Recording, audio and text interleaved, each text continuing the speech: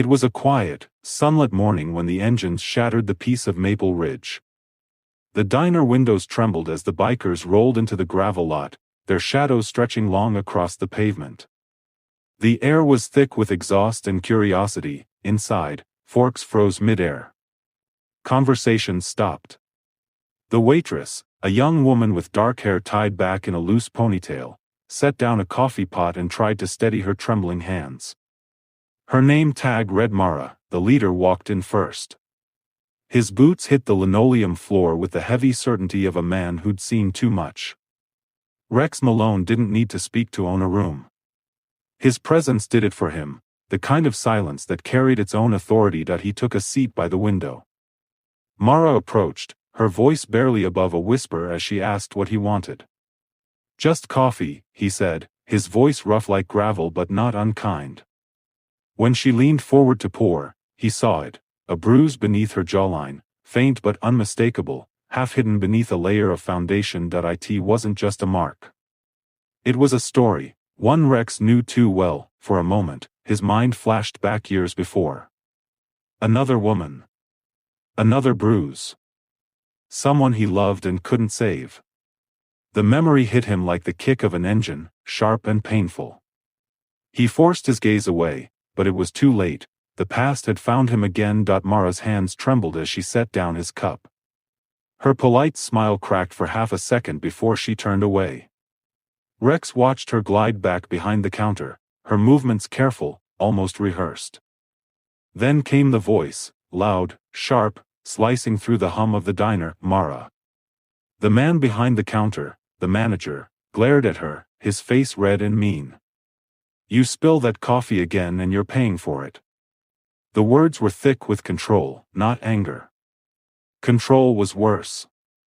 It was the kind of tone that said this wasn't the first time. Rex didn't move. Didn't speak. But something deep in his chest stirred, something he hadn't felt in years. The day dragged on.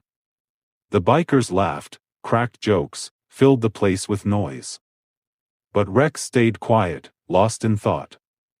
When the lunch rush ended, he remained at the counter, pretending to sip the last of his coffee. That's when it happened again. The manager brushed past Mara, hard enough to make her spill a tray of dishes. The sound of shattering plates silenced the room. She whispered, "I'm sorry." The man's reply came like a whip, "You always are." Rex's jaw clenched. He'd seen enough. That night, back in his garage, he sat under the flicker of a single neon bulb. The smell of oil and steel filled the air. Around him, his club brothers drank and laughed, the music loud.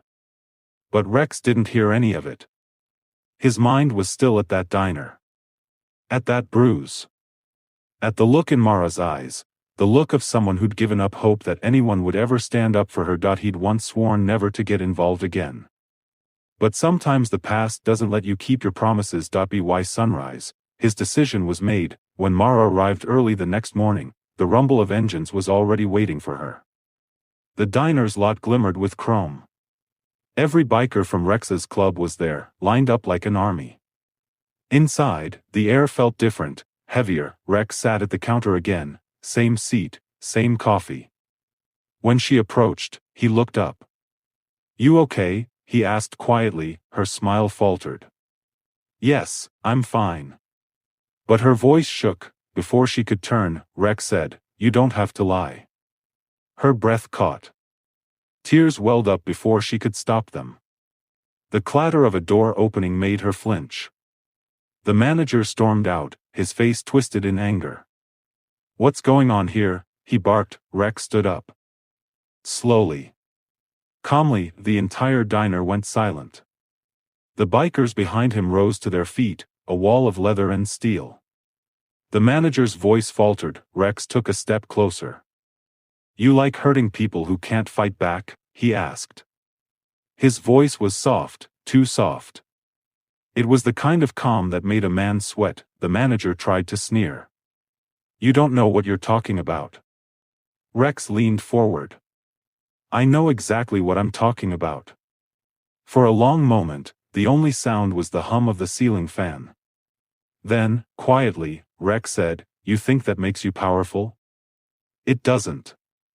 It makes you small. One of the bikers behind him cracked his knuckles. Another folded his arms. The manager's defiance drained from his face. He muttered something under his breath and stormed out, the door slamming behind him. The diner remained frozen until an old man in the corner began to clap. One slow, deliberate clap after another. Then another person joined in. And another.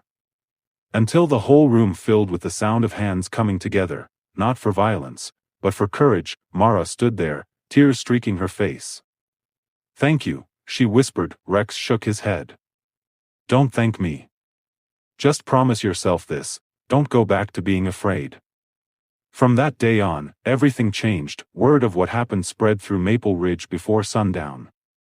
The town that once feared Rex Malone began to see him, and his brothers, differently. They weren't outlaws anymore. They were protectors. Mara quit the diner and found a new job at a cafe across town where kindness wasn't a stranger. Sometimes Rex stopped by. He'd take his usual seat by the window, sip his coffee, and ask how she was doing. Her smile was different now, real, unshaken, free, but the truth was, Rex was the one who'd been changed. For years, he'd carried guilt like a chain, guilt for not being there for someone he once loved, for watching another bruise fade into memory without doing anything. Helping Mara didn't erase the past, but it gave it meaning. It was as if, for the first time in years, he'd found a way to breathe without the weight of regret pressing on his chest. The men in his club noticed it too. The laughter came easier. The anger softened.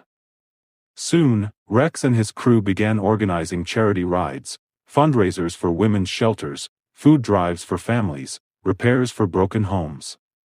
The town started calling them the Guardians. It made Rex smile. Months later, as the sun sank behind the mountains, Mara stood outside her new cafe and watched a familiar line of motorcycles roll past.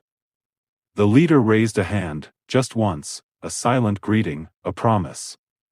She waved, her heart full. Sometimes, she thought, the kindest souls are the ones who've seen the darkest nights. And as the roar of the engines faded into the distance, Maple Ridge remembered that morning, not for the thunder of steel and engines, but for the silence that followed, when kindness spoke louder than fear. Moral and outro: if this story touched your heart or reminded you that true strength lies not in power but in compassion, share it. Because somewhere out there, someone needs to be reminded that even the toughest hearts can still be kind.